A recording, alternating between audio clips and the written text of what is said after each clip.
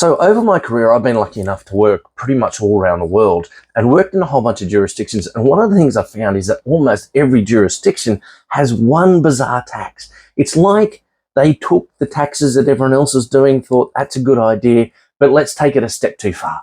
And you end up with these crazy tax rules that people have to follow. So that's what I wanted to cover off in this video, is how to handle those really bizarre tax rules that might only be specific to your country or your location.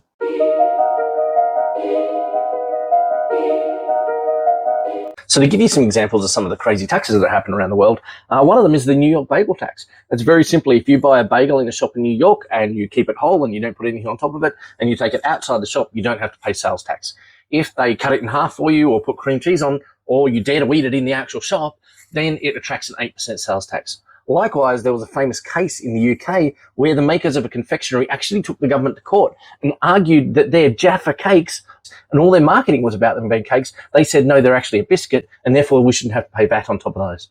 In Australia, we have a crazy law here called fringe benefits tax. And that means that if my employer gives me a beer at the end of the day, the tax treatment for that beer actually depends on what I was doing just before they gave me the beer. If I was at a training course or I was in a meeting that was over 2 hours long, it's considered refreshment. If I was just answering emails at my desk, it's considered a fringe benefits. So how, as a company, do we actually cater for all these crazy tax laws from around the world? So guys, at this point in the video, I think it's really important to say that I'm not actually a registered tax practitioner in any country, let alone this one. I'm not allowed to give you tax advice. So I'm not allowed to tell you what you specifically can and can't claim when it comes to tax. But what I can tell you is how to set your systems up and deal with these unusual tax laws that we have around the world. Okay, that's the legal stuff over. Let's get back to talking about crazy taxes. Now, the problem we have when we get some of these crazy taxes around the world, or unusual taxes, is actually applying them to a business sense. So how do we take that tax and turn it into a set of instructions that someone that works for your business can understand? So as an example, I'm going to put up on the screen here a graphic from the Australian Taxation Office website. And this is about trying to determine whether food or drink provided to your employees is entertainment or sustenance. If it's entertainment, it's liable to tax. If it's sustenance, then it's not. And what you'll notice about this, I don't want to go into specifics, is that all they're saying is, under some circumstances, it's less likely to be entertainment, and under circumstances, it's more likely to be entertainment. Now, this comes because when legislators write tax laws, they write very general tax laws and saying entertainment will be taxable. But then we look at the hundreds of thousands of possibilities that might occur in a business day, and we actually have to come up with more solid rules on what is actually taxable and what's not. And the real problem is, if you take a graphic like this and give it to your users who aren't tax experts, they're going to actually struggle to determine whether their situation is taxable or not.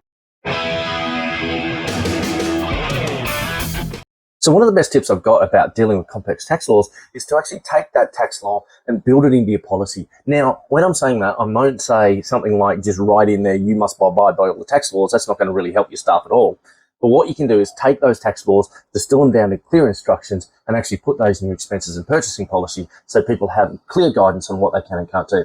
So to give you a relatively simple example, in the United Kingdom, there's a rule that basically says meals whilst you're traveling are an allowable business expense up to a set limit. Once you go over that set limit, any extra is actually treated as income or salary for the individual and is therefore liable for PAYE tax and national insurance. Now, the HMRC, Her Majesty's Revenue, actually even published a list of allowable expenses and journey times. If your journey's over 5 hours, you can claim £5, 10 hours, £10, and 15 odd hours, or the whole day up to £25. But a lot of companies will take this and actually distill it down even further into some simple instructions for their staff.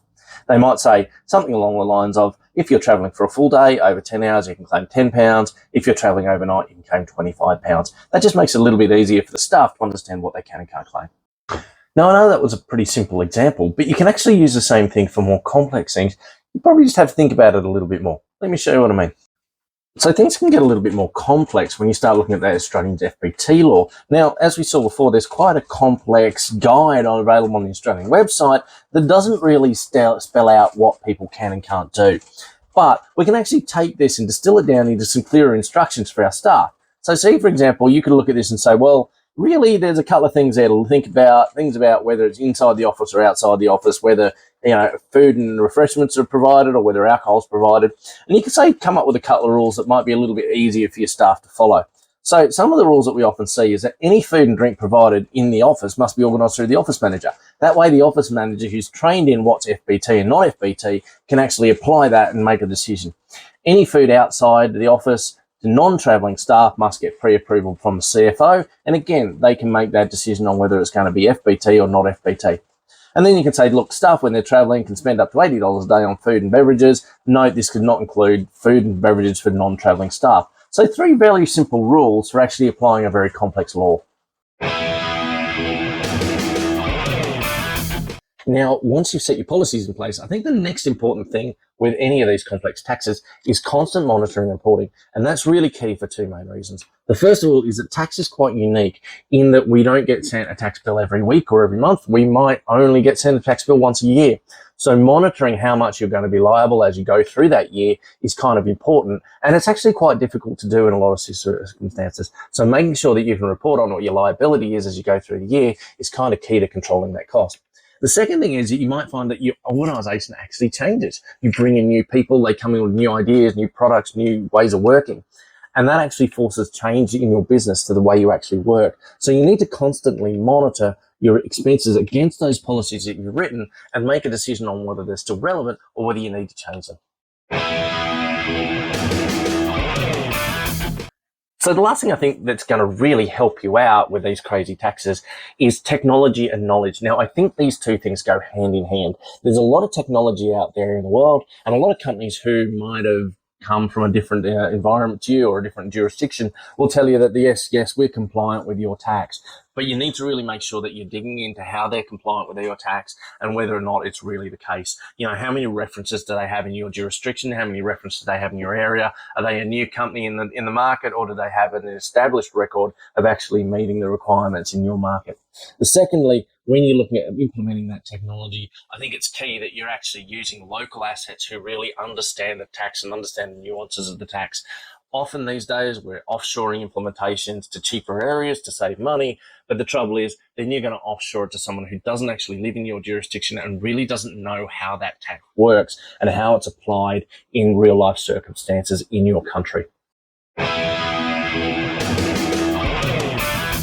So guys, as I said, there just seems to be one bizarre tax rule for every country in the world. They're all different. And it's like we have to have one. I don't know why. You know, maybe it's in the UN or something like that. One bizarre tax rule per country.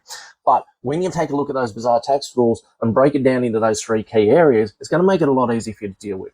First of all, you need to write that tax rule into your spending, purchasing, or expenses policies so people actually understand what they can and can't do. And I'd even put it in there, say we're doing this because of the tax rule, so people understand why that's in place. Secondly, monitoring your liability and your activity to make sure you're still within compliance of those tax rules is key.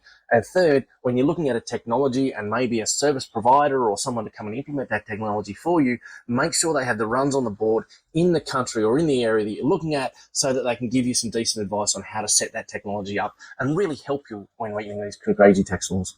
Guys, I'm Andrew Chapman. If you like my content, smash the subscribe key. If you have any questions or comments, let me know. And of course, if you need help with this stuff, reach out. This is what I do.